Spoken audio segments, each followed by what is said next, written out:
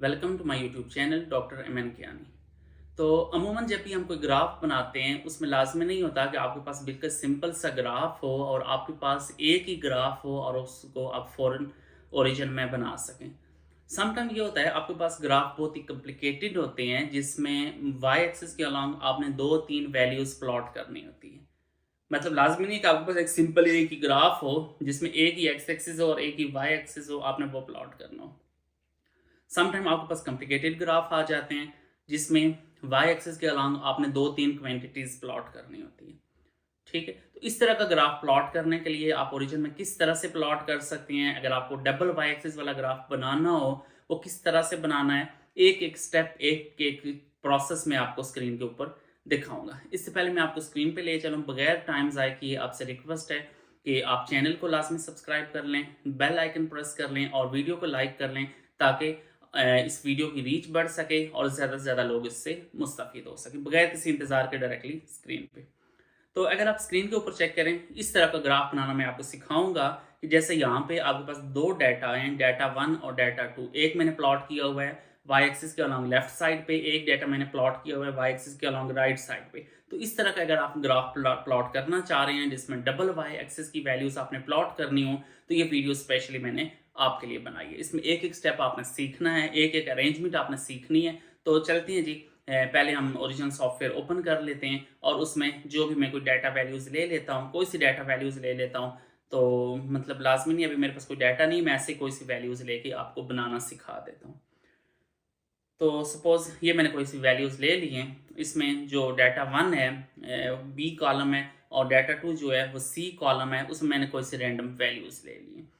अब इसमें एक बड़ा इंपॉर्टेंट पॉइंट है, वो मैं आगे चल के आपको समझाता हूँ कि बेसिकली हमें डबल वाई एक्सिस वाले ग्राफ की ज़रूरत क्यों पड़ती है। ये देखें, अगर आपके पास दो वाई एक्सिस हों तो आप यहाँ से प्लॉट कर सकते हैं, अगर आपके पास तीन वाई एक्सिस हो यहाँ से प्लॉट कर सकते हैं, अगर आपके पास चार वाई एक्सिस हो और उसके अलावा अगर मल्टीपल वाई एक्सिस हों और उसके अलावा स्टैक्ड ग्राफ और बहुत सारी ऑप्शन है। मैं अब इस वीडियो में मैं आपको जस्ट डबल वाई एक्सिस वाला ग्राफ बनाना सिखा रहा हूँ। तो डबल वाई एक्सिस वाले में अगर आप यहाँ पे चेक करें तो देखिए आपके पास दो डेटा हैं, दो ग्राफ हैं और दो आपके पास वाई एक्सिस हैं। तो अमूमन ये होता है कि जब आप जर्नल वाला में पेपर सबमिट कराते हैं वहाँ पे आपके पास, चूँकि आप पेमेंट नहीं करते, कलर्ड अगर आपके पास पिक्चर्स नहीं हैं तो फिर आप इनको डिफ्रेंशिएट नहीं कर सकते। तो बेहतर रहता है कि आप इस तरह एरो से शो कर दें कि जैसे अभी मैंने ये ब्लैक वाला ग्राफ है, इसका वाई एक्सिस लेफ्ट साइड के ऊपर है, मैंने एरो से शो कर दिया है और दूसरे का राइट साइड पे। अब पहली बात ये आती है कि हमें डबल वाई एक्सिस वाले ग्राफ की ज़रूरत क्यों पड़ती है। अगर आप यहाँ पे चेक करें, मैं अगर इसको सिंगल वाई एक्सिस के साथ प्लॉट करूँ तो आप ये चेक करें, जो नीचे वाला ग्राफ है वो तकरीबन बिल्कुल आपके पास स्ट्रेट लाइन आ रहा है। हालांकि वो भी एक कांस्टेंट ग्राफ नहीं है, उसमें भी वेरिएंस है, लेकिन जब आप उसको डाटा टू के लिहाज से देखेंगे तो उसके अंदर वेरिएशंस इतनी कम है क्योंकि उसके डाटा की जो रेंज है वो 0 से लेके 10 तक है और दूसरे के जो वैल्यूज़ हैं वो तकरीबन 100 से लेके 1000 तक उसमें वेरिएशन है। तो जो 0 से लेके 10 तक जिसमें वेरिएशन है वो बहुत ही स्मॉल है। सो इसके लिए हमें सेपरेट स्केल चाहिए होगा। अब सेपरेट स्केल के लिए हम क्या लेते हैं, डबल वाई एक्सिस वाला हम ग्राफ ले लेते हैं as compare to single Y axis, क्योंकि सिंगल वाई एक्सिस में आप उन ग्राफ को डिफ्रेंशिएट नहीं कर सकते। ये देखें, एक जो डाटा है डाटा वन, उसकी वेरिएशन है 1 से लेके 10 तक, जो दूसरा है उसकी वेरिएशन है 0 से 1000 तक। सो आप इन दोनों को कंबाइन नहीं प्लॉट कर सकते, इसलिए हम अलग अलग वाई एक्सिस ले लेते हैं। तो आप इस तरह एरो से उसको शो कर सकते हैं कि जो ब्लैक वाली कर्व है उसका वाई एक्सिस लेफ्ट साइड पे है और जो राइट वाली कर्व है उसका राइट साइड पे है। उसके अलावा एक और तरीका भी है, आप इसमें सिंबल्स अलग अलग यूज़ कर लें। जैसे अब ये दोनों स्केयर सिंबल्स हैं, स्केयर की जगह आप अलग अलग सिंबल्स और अलग अलग कलर यूज़ कर लें।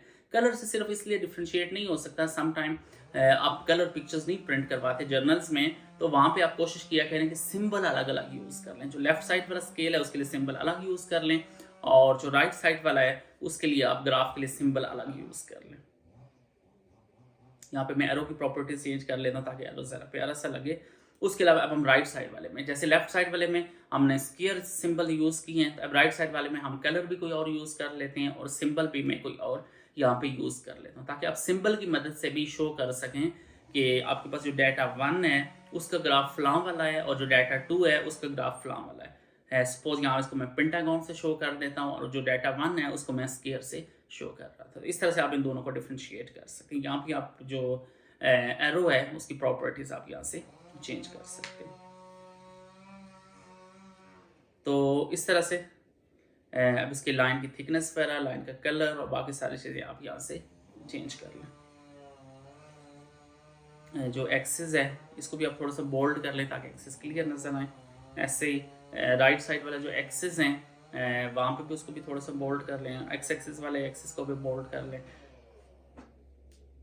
यहाँ से आप इसमें डबल क्लिक करके इसके अंदर आप क्वांटिटी मेंशन कर सकते हैं कि एक्स एक्सिस के अलावा आपने कौन सी क्वांटिटी प्लॉट की हुई है और उसके साथ यूनिट मेंशन किया करें। सिमिलरली वाई एक्सिस के अलावा आप मेंशन कर सकते हैं कि डाटा वन आपके पास जो है वो बेसिकली है क्या चीज़, डाटा वन, और साथ उसमें ब्रैकेट में आप यूनिट मेंशन कर दें कि ये फ़लाँ यूनिट मैंने फ़लाँ क्वान्टिटी मैंने प्लॉट की हुई है डाटा वन में और उसकी यूनिट फ़लाँ है। सिमिलरली राइट साइड पर भी आप इसी तरह मैंशन कर सकते हैं।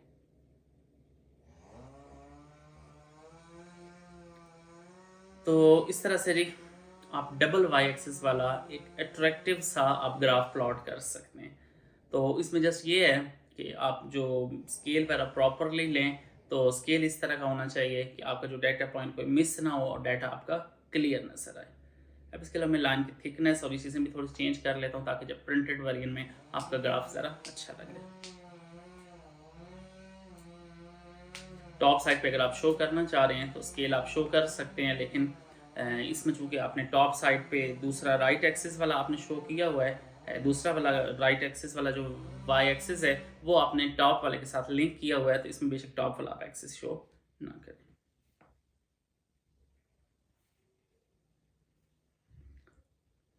तो अगर आपने ख़त्म करना है टॉप एक्सिस, इसमें बेसिकली दो लेयर्स बनी हुई है। अगर आप राइट कॉर्नर पे देखें यहाँ पे लेयर वन और लेयर टू, तो इसमें ये करें आप लेयर वन की प्रॉपर्टीज़ अलग से कर लें लेयर टू की। अब हम लेयर टू में चले जाते हैं। जो राइट साइड पे वाई एक्सिस है वो लेयर टू के साथ अटैच है, तो लेयर टू की प्रॉपर्टीज़ आप अलग से चेंज कर लें।